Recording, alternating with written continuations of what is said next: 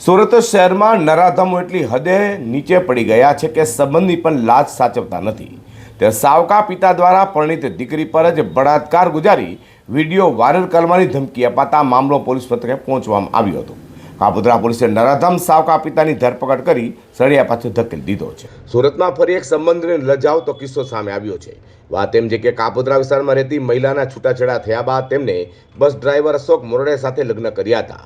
તો મહિલાની મોટી દીકરીના લગ્ન હાલમાં થઈ ગયા હોય અને તેમને સાસરે મોકલાઈ હતી। જોકે પુત્રી પિયરમાં માતાને મળવા આવતા નરાધમ સાવકા પિતા અશોક મોરડિયાએ પુત્રી પર દાનત બગાડી હતી અને તેમને ધમકી આપી બળાત્કાર ગુજાર્યો હતો।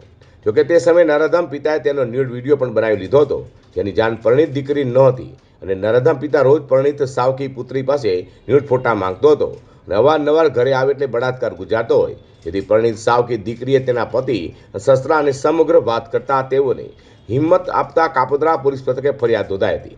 આખરે કાપોદ્રા પોલીસે ત્વરિત તપાસ હાથ ધરી નરાધમ સાવકા પિતા અશોક મોરડિયાને ઝડપી પાડી સળિયા પાછળ ધકેલી દીધો છે।